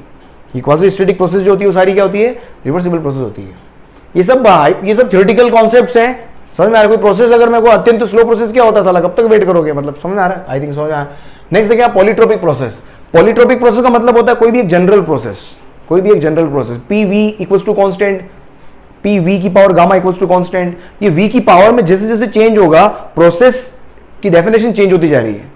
तो यहां पर मैंने क्या लिख दिया, पी वी की power x equals to constant, ये हो गया मेरे पास। तो ऐसी प्रोसेस जो पी वी की पावर एक्स को फॉलो करे उसको अपन क्या बोलते हैं, पॉलीट्रोपिक प्रोसेस बोलते हैं, ठीक है। उसको बोलते हैं पॉलीट्रोपिक प्रोसेस। इसका वर्क डन निकालोगे तो क्या आएगा, इसका इंटीग्रेशन करना है, तो ये आ जाएगा n R upon 1 minus x T two minus T one. इसका इंटीग्रेशन करोगे आप n R upon 1 minus T two minus T one, ठीक है। चलो नेक्स्ट आ जाओ हीट इंजन के ऊपर। हीट इंजन क्या होता है, हीट इंजन के बारे में आपको पता होगा। इसमें मेन आपके क्वेश्चन जो आते हैं कार्नोट से आते हैं। इस पूरे चैप्टर के अंदर आपको क्वेश्चन जो मिलेंगे, एक तो प्रोसेस वाले क्वेश्चन करवाए मैंने, ग्राफ वाले जितने भी क्वेश्चन अच्छे से कर लेना, उसके बाद में आपके क्वेश्चन बनते हैं कार्नोट से, ठीक है। क्योंकि हीट और रेफ्रिजरेटर में बहुत कम क्वेश्चन होते हैं, ज्यादातर क्वेश्चन आपके कार्नोट साइकिल से आते हैं क्योंकि वो ज्यादा इंपॉर्टेंट होता है, ठीक है। तो उसके बाद अपन कार्नोट के क्वेश्चन कर लेंगे और हीट इंजन एक क्वेश्चन में आपको हीट इंजन रेफ्रिजरेटर करवाऊंगा, उसके बाद कार्नोट पढ़ लेंगे अपन, चैप्टर ओवर, ठीक है। इसके बाद लास्ट स्लाइड होगी, फटाफट खत्म करते हैं चैप्टर को। तो हीट इंजन का काम क्या है, हीट इंजन क्या है कि हीट इंजन से आपका पेट्रोल इंजन होता है, आपका स्टीम इंजन होता है, ये सब क्या हीट इंजन है। इसके अंदर आपको क्या करना होता है, हीट सप्लाई करते हैं। जैसे कोयले वाला इंजन हो गया, उसमें आप क्या करते हो, हीट कोयला डालते हो, उसको जलाते हो, फिर जला के उससे जो भी हीट निकलती है उस हीट को आप सप्लाई करते हो किसको, एक सिस्टम को देते हैं आप, ठीक है। एक सिस्टम को देते हो आप, और सिस्टम के अंदर क्या हो सकता है, कोई भी एक गैस हो सकती है। तो वो गैस क्या करेगी, उसकी इंटरनल एनर्जी क्या होगी, इंक्रीज होगी। तो जब भी सिस्टम को आप एक्सटर्नल हीट सप्लाई करोगे there will be a work done. तो हीट इंजन का काम क्या है, it converts heat energy into mechanical energy through a fixed cyclic process, बार बार साइक्लिक प्रोसेस होता है। आप देखो ना पिस्टन यूं जाता है, ऊपर गया वापस, ऐसे ऐसे पिस्टन ऊपर नीचे होता रहता है, तो एक साइकिल कंप्लीट हो रहा है। ये पिस्टन यहां से ऊपर गया, फिर वापस बाहर नीचे आया, ऊपर गया नीचे आया। आपने ऐड देखे होंगे ना टीवी के अंदर, बाइक के ऐड आते हैं, जोर जोर से पिस्टन हिलता है, गट करता है। तो मेरे पास क्या हो गया, सोर्स हो गया। सोर्स के टेम्परेचर को जनरली अपन T1 पे लेके चलेंगे। सोर्स जो होता है वो Q1 हीट सप्लाई कर रहा है किसको, सिस्टम को। सिस्टम ने कुछ हीट का पार्ट जो है वो वर्क डन में हुआ, और रिमेनिंग पार्ट जो है वो किसको, सिंक को रिजेक्ट हो गया, ठीक है। हीट सप्लाइड कितना है, Q1 लिखा हुआ भी मैंने यहां पर। तो यहां पर देखो एनर्जी कंजर्वेशन लगाओगे तो Q1 तो टोटल इनपुट है, और आउटपुट कितना हो गया Q2, और ये Q2 वेस्ट एक तरीके से, ये क्या है, वेस्ट हीट जो है वो सिंक को जाती है, ये क्या है, वेस्ट है मेरे पास।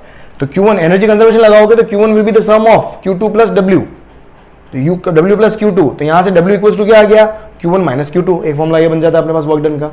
यहां पर मैंने Q1 क्या लिखा है, heat supplied to engine in one cycle. Engine को कितनी हीट सप्लाई की गई है, या इंजन ने कितनी हीट ली है, ये हमेशा ध्यान रखना आप। Heat supplied to the engine, heat taken by the engine, ठीक है, दोनों एक ही बात होती है।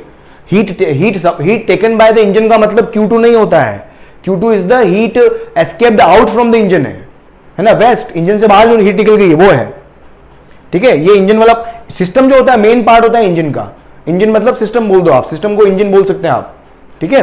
तो यहां पर क्या हीट सप्लाइड, और ये इन वन साइकिल, एक साइकिल के अंदर कितना हीट सप्लाई हुआ, तो उस एक साइकिल के अंदर कितना वर्क डन हुआ, और उसी एक साइकिल के अंदर हीट रिजेक्टेड कितनी हुई, ये तीनों वेरिएबल है, ठीक है, Q1, W और Q2। यहां से एफिशिएंसी अगर मैं निकालूंगा, एफिशिएंसी क्या होता है, आउटपुट अपॉन इनपुट। आउटपुट क्या है, वर्क डन, इनपुट क्या है Q1, तो W और Q1 का रेशियो क्या हो गया, एफिशिएंसी। W को Q1 माइनस Q2 रखो तो 1 माइनस Q2 ओपन Q1, और Q जो होता है वो डायरेक्टली प्रोपोर्शनल किसके होता है, टेम्परेचर के बराबर होता है। तो Q2 ओपन Q1 क्या आ गया, T2 ओपन T1 के इक्वल हो गया, राइट। ये मेरे पास क्या आ गया, हीट इंजन। जल्दी से लिख लो इसको, फिर रेफ्रिजरेटर करते हैं अपन।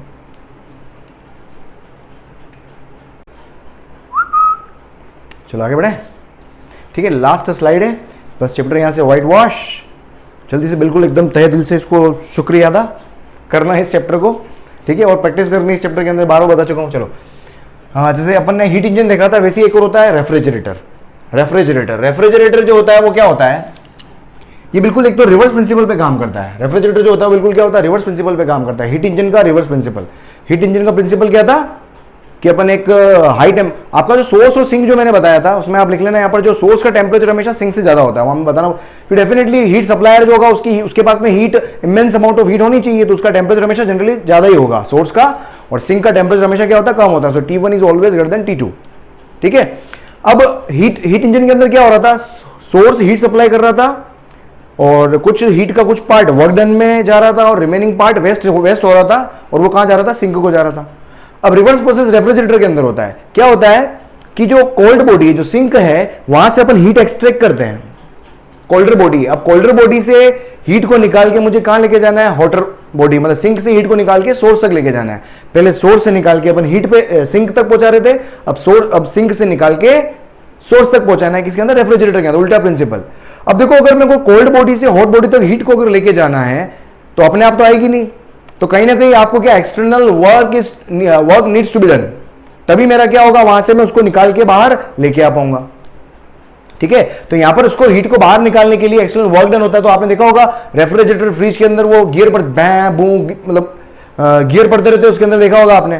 तो आप क्या करते हो, तो जब आप उसको हीट को कहां से लाते हो, सिंक से। अब सिंक का मतलब क्या हो गया, फूड।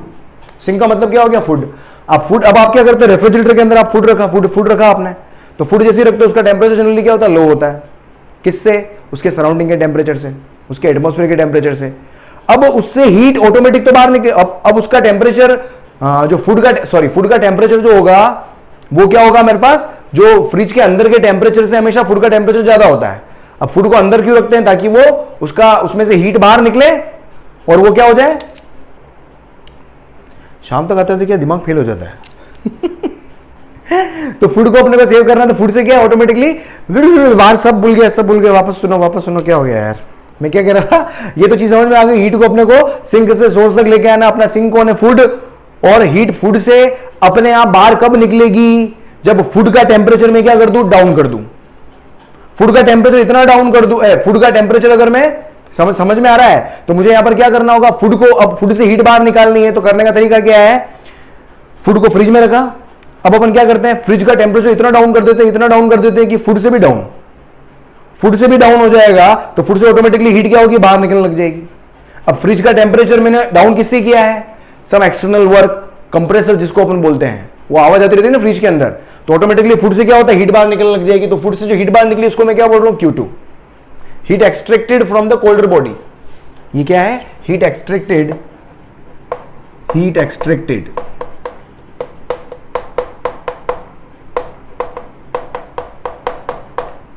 है ना, फूड कोल्डर बॉडी है। कोल्डर बॉडी से कितना हीट आपने बाहर निकाला, ठीक है।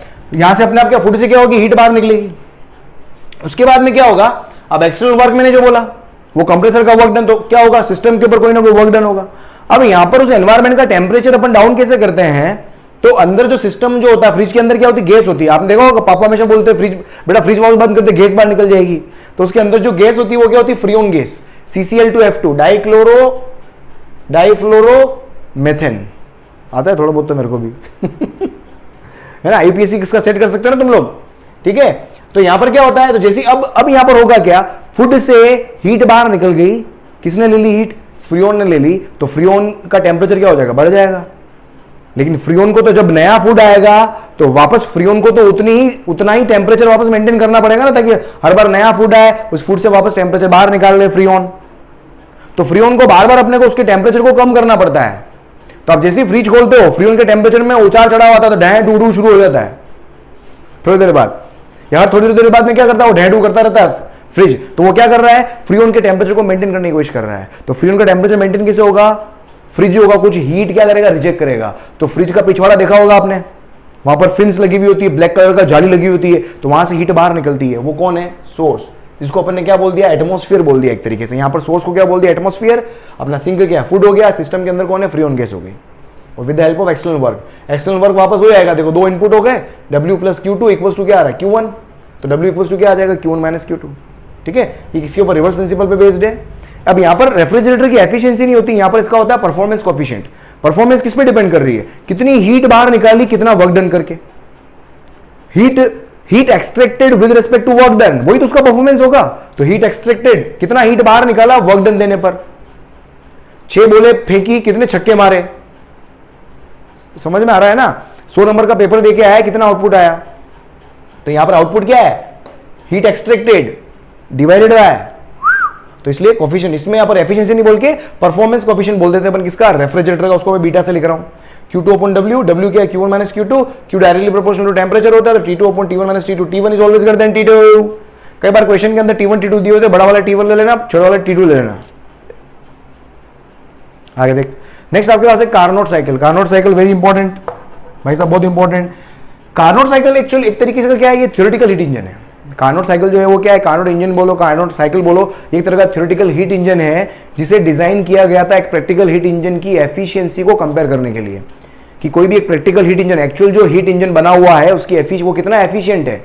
तो मुझे कहीं ना कहीं थ्योरेटिकल बेस तो चाहिए भाई, कि भाई ये इतनी एफिशिएंसी आ रही है। तो वो थ्योरेटिकल बेस को बनाने के लिए आपने एक कार्नोट इंजन बनाया, एक थ्योरेटिकल इंजन बनाया, मतलब कॉपी के अंदर बनाया है। एक्चुअल में ऐसे नहीं होता है, कॉपी के अंदर बनाया आपने। तो इसको समझने के लिए क्या किया आपने, टोटल 4 स्टेप के अंदर साइकिल को कंप्लीट किया। हालांकि इसका नाम क्या, साइकिल है। अब ये हीट इंजन और ये रेफ्रिजरेटर हमेशा क्या होता है, साइकिल में काम करते हैं, ये हमेशा साइकिल में ही काम करते हैं। इसलिए अपन ने क्या बोला कि Q1 वर्क डन और Q2 ये सब क्या होते हैं, साइक्लिक, ये क्या होते हैं, वन साइकिल के अंदर। तो कार्नोट इंजन भी क्या एक तरह का हीट इंजन ही है, तो इसके अंदर भी क्या होगा, एक साइकिल होगा, उसको अपन ने क्या बोल दिया, कार्नोट साइकिल बोल दिया। और वो साइकिल जो होता है वो बेसिकली 4 प्रोसेस में होता है। 4 प्रोसेस क्या होती है, एक्सपेंशन, कंप्रेशन, कंप्रेशन। पहले आइसोथर्मल एक्सपेंशन होता है, उसके बाद इसके अंदर जो सिस्टम के अंदर गैस जो होती है आइडियल गैस होती है। इसके अंदर जो सिस्टम के अंदर जो गैस अपन मान के चलते हैं वो आइडियल गैस, वो क्या लेते हैं, आइडियल गैस। तो जो भी आइडियल गैस है उसको क्या करोगे, पहले कांस्टेंट टेंपरेचर पे उस गैस को क्या करोगे, एक्सपेंड करोगे। कांस्टेंट टेंपरेचर पे क्या करोगे, उस गैस के अंदर एक्सपेंशन करेंगे अपन कांस्टेंट टेंपरेचर पे, पहला प्रोसेस। सेकंड जो प्रोसेस है उसके अंदर क्या करोगे, फिर उसको एडियाबेटिक एक्सपेंशन करेंगे। अब देखो आइसोथर्मल प्रोसेस है, इनिशियल स्टेट मेरी क्या है, P1 V1 T1 है। अब आइसोथर्मल एक्सपेंशन कर रहा हूं, तो ये आइसोथर्मल एक्सपेंशन का ग्राफ हो गया, समझ में आया होगा आपको। आइसोथर्मल टेंपरेचर कांस्टेंट होगा, तो P1 V1 से कहां गया मैं, P2 V2 तक गया, और टेंपरेचर को कांस्टेंट रखते हुए। फिर सेकंड स्टेप में क्या करना है, एडियाबेटिक एक्सपेंशन करना है। तो एडियाबेटिक में स्लोप थोड़ा क्या होता है, बढ़ जाता है, तो स्लोप नीचे आएगा, एडियाबेटिक का स्लोप हो गया मेरे पास। तो एडियाबेटिक के अंदर कोई हीट एक्सचेंज नहीं होता है, सब चेंज होंगे। तो P1 P2 V2 T1 से P3 V3 T2 तक चला गया, टेंपरेचर क्या हो गया, इंक्रीज होगा, क्योंकि आप क्या कर रहे हो, सॉरी टेंपरेचर क्या होगा, कम होगा, एक्सपेंशन कर रहे हैं अपन। क्या कर रहे हैं, एक्सपेंशन।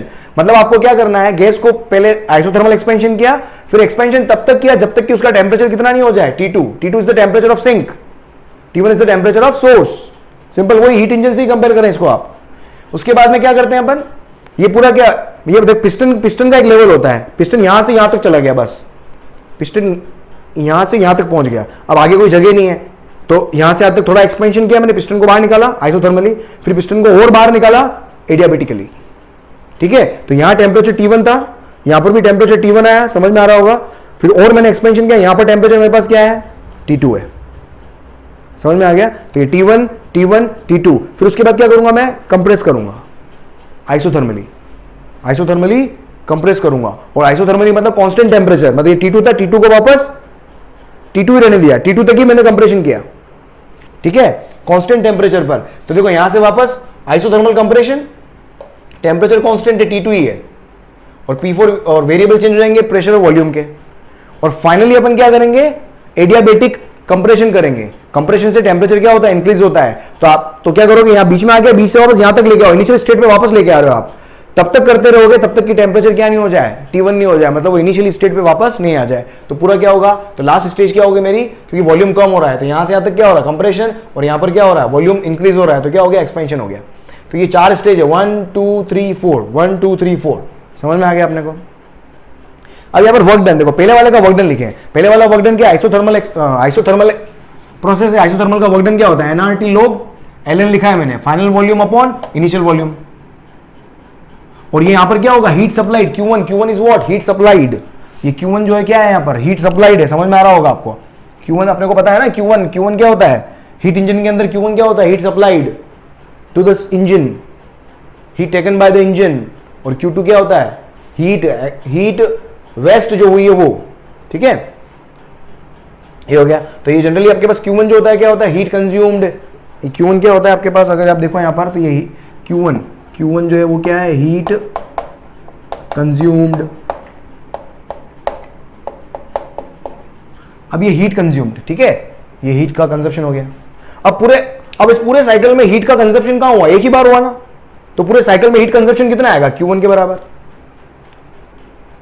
ठीक है, हीट कंज्यूम। क्योंकि आपको अगर समझ में आ रहा हो, अगर मैं एक्सपेंशन कर रहा हूं, सोच के देखें, अगर मैं एक्सपेंशन कर रहा हूं तो कहीं ना कहीं एक्सपेंशन में टेम्परेचर क्या होता है, डाउन होता है। और टेम्परेचर अगर डाउन होता है, लेकिन मैं आइसोथर्मल एक्सपेंशन कर रहा हूं तो टेम्परेचर को मुझे क्या रखना है, कांस्टेंट रखना है। और टेम्परेचर को कांस्टेंट करने के लिए क्या करना पड़ेगा, मुझे सिस्टम को हीट देनी पड़ेगी, ठीक है, सिस्टम हीट लेगा तभी तो उसका टेम्परेचर कांस्टेंट बनेगा। तो वो हीट कितनी ली, वो हीट आपकी Q1 है, वो हीट आपकी क्या है, Q1 है। तो यहां पर जो भी वर्क डन होता है वो किसके, हीट, तो टेम्परेचर कांस्टेंट तो इंटरनल एनर्जी तो जीरो होगी, तो जो भी वर्क डन होगा that will be equivalent to heat consumed, heat supplied to the source, heat consumed, ठीक है। फिर W2 वर्क डन देखो, ये एडियाबेटिक का वर्क डन क्या आएगा, एडियाबेटिक प्रोसेस के अंदर वर्क डन क्या होता है, NR upon gamma -1 T2 - T1। फिर तीसरा आइसोथर्मल कंप्रेशन के अंदर वर्क डन क्या हो जाएगा, नेगेटिव हो जाएगा, वर्क डन क्या हो जाएगा, इसको W2 को क्या लिखोगे, W3।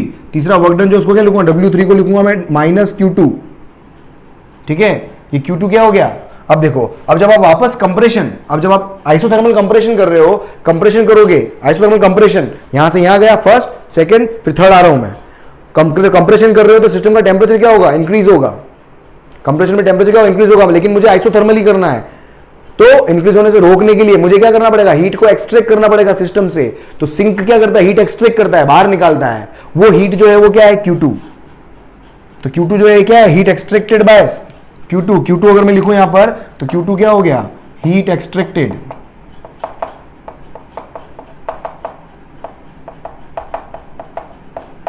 ये क्या है, हीट एक्सट्रैक्टेड, ठीक है, समझ में आ गया।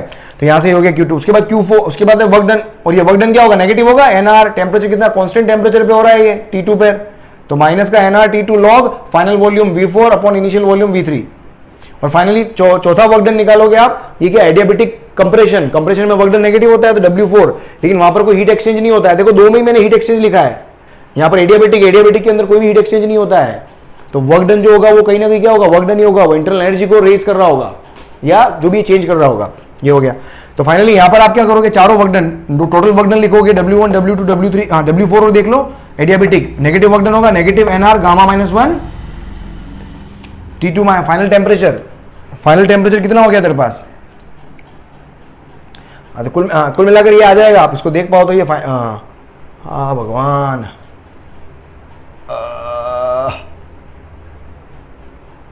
समझ में आ गया। तो यहां से देखो दो चारों को ऐड करोगे तो ये दो टर्म तो मेरे पास क्या हो जाएगी, कैंसिल, ये दो टर्म तो मेरे पास क्या हो जाएगी, कैंसिल हो जाएगी। बचेगा क्या मेरे पास, ये Q1 और Q2। तो W टोटल वर्क डन क्या आ गया, वापस देखो Q1 - Q2 के बराबर आ गया, Q1 - Q2 के बराबर आ गया भाई साहब, बहुत बढ़िया, थक गया, क्लियर, जो आना चाहिए था।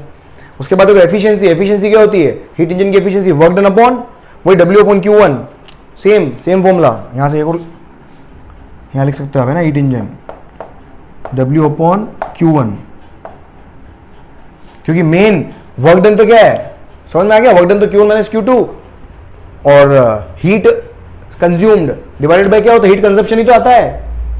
ये तीन बार हमेशा ध्यान रखना, एक साइकिल में कितना हीट कंज्यूम हुआ, कितना हीट सप्लाई हुआ, कितना हीट इंजन ने लिया, ये तीनों एक ही बातें हैं, तीनों एक ही बातें हैं, ठीक है। क्वेश्चन में ये तीनों वर्ड अलग अलग तरीके से पूछते हैं, क्वेश्चन करना। चलो उसके बाद देखो बीटा और ईटा में रिलेशन, एफिशिएंसी और कोफिशिएंट ऑफ रेफ्रिजरेटर, इन दोनों में रिलेशन। देखो ईटा तो है पैरामीटर किसका, इंजन का, और रेफ्रिजरेटर पैरामीटर है किसका, बीटा पैरामीटर किसका है, रेफ्रिजरेटर का। सर ये दो अलग अलग को क्यों कंपेयर कर रहे हो, कैसे रिलेशन निकाल रहे हैं? देखो रिलेशन इसलिए निकाल सकते हैं क्योंकि रेफ्रिजरेटर क्या है, हीट इंजन का उल्टा ही तो है। तो हीट इंजन को भी अपन रेफ्रिजरेटर की तरह काम में ले सकते हैं, अगर प्रोवाइडेड उल्टा मतलब रिवर्स प्रोसेस बना दो, उसकी रिवर्स प्रोसेस कर दो, ठीक है, क्योंकि प्रोसेस दोनों का सेम है, उसमें रिवर्स प्रोसेस होता है, तो इसे दोनों को रिलेट कर सकते हैं। तो यहां से तो बीटा का फॉर्मूला ये रहा, ईटा का फॉर्मूला ये रहा, दोनों को क्या करोगे आप आपस में रिलेट करोगे, तो यहां से beta equals to 1 minus eta upon eta, ये रिलेशन आ जाएगा, ठीक है। चलो क्वेश्चन देखो क्या दिया हुआ, सीधा लिख दिया मैंने यार, थक गया था लास्ट में यार, कमर दुखने लग गई, मैंने फटाफट निपटा हुआ यार, समझ में आ रहा है लेकिन आपको पढ़ता फटाफट भी निपटा रहा मैं। देख अ कार्नोट वर्क्स बिटवीन 427 एंड 27, देखो हमेशा ऐसे लिखा हुआ आता है, एक कार्नोट जो इंजन है वो 427 से 27 डिग्री सेंटीग्रेड के बीच में काम कर रहा है, बड़ा टेम्परेचर T1, छोटा टेम्परेचर T2। तो T1 क्या हो गया मेरे पास 427 T1 हो गया, और 27 क्या हो गया, T2 हो गया। फाइंड हीट कंज्यूम्ड पर सेकंड, आपको हीट कंज्यूम्ड पर सेकंड निकालना है। हीट कंजप्शन क्या होता है, Q1 होता है, हीट कंज्यूम्ड क्या होता है, Q1 होता है, मतलब Q1 निकालना है वो भी पर सेकंड में। To deliver work at the rate of 1000 watt. देख वर्क डन भी मेरे पास क्या है, ये भी क्या देखा है, जूल पर सेकंड में दिया हुआ है, मतलब पर सेकंड में है। अब मुझे वर्क डन निकालना है, देखो वर्क डन सिंपल, अब T1 और T2 दिया हुआ तो हमेशा एफिशिएंसी निकाल सकते हैं, सिंपल सी बात, T1 T2 दिया हुआ हमेशा एफिशिएंसी निकाल के रख दो, दिमाग काम करने लग जाएगा। Efficiency 1 minus T2 upon T1, ये आगे 4/7। अब मुझे क्या निकालना है, हीट कंज्यूम निकालना है Q1, तो ईटा इक्वल्स W अपॉन Q1 होता है, W दिया हुआ है, तो Q1 इक्वल्स टू क्या आ गया, W अपॉन ईटा। ये दोनों क्या है, पर से, ये ईटा तो क्या है यूनिटलेस होता है, W क्या है, ये पर सेकंड में है, तो Q1 भी क्या आ जाएगा, किलोवाट पर सेकंड में आ जाएगा, ये मतलब किलोवाट में आ जाएगा, मतलब जूल, किलो जूल पर सेकंड में, ठीक है। तो W 1000 दे रखा है और ईटा 4/7, तो 1.75 किलोवाट आ गया, या किलो जूल पर सेकंड लिख लो इसको आप। कौन है रे, 5 रुपए का माल आया बार, 5 रुपए 5 रुपए 5 रुपए 5 रुपए 5 रुपए 5 अबे जा रे। अगला प्रश्न देखें, देखो a Carnot has efficiency 1/10 as heat engine, उसकी एफिशिएंसी 1/10 है as heat engine used as a refrigerator, ठीक है। कार्नोट की जो एफिशिएंसी वो कितनी हो जाएगी, 1/10 हो जा रही है, जब उसको किसकी तरह काम में ले रहा हूं, रेफ्रिजरेटर की तरह काम में ले रहा हूं। ये आपके दोनों एग्जाम में आए हुए क्वेश्चन ही कर रहा हूं मैं, कि तो आपका इनफेक्ट शायद 2016 या 17 में आया हुआ क्वेश्चन है। If work done on system, work done system के ऊपर वर्क डन अगर 10 जूल है, तो find energy absorbed by sink. Energy absorbed by sink का मतलब क्या हो गया, Q2। Energy absorbed by sink का मतलब क्या हो गया, Q2 निकालना है। तो देखो बीटा के पास Q2 होता है, Q2 का मतलब सिर्फ बीटा के पास ही होता है, और मेरे को यहां पर क्या एफिशिएंसी दी हुई होती है, तो एफिशिएंसी के पास में बीटा होता है। ये देख एफिशिएंसी के बाद में क्या है, कि रेफ्रिजरेटर और हीट इंजन का मिक्स क्वेश्चन आ जाए, मतलब ये फॉर्मूला दिमाग में रख लेना। आपको दोनों में से एक दिया हुआ होगा, दूसरा निकाल लेंगे, उसको यूज करके किया तो Q1 पूछेगा या Q2 पूछेगा, सिंपल।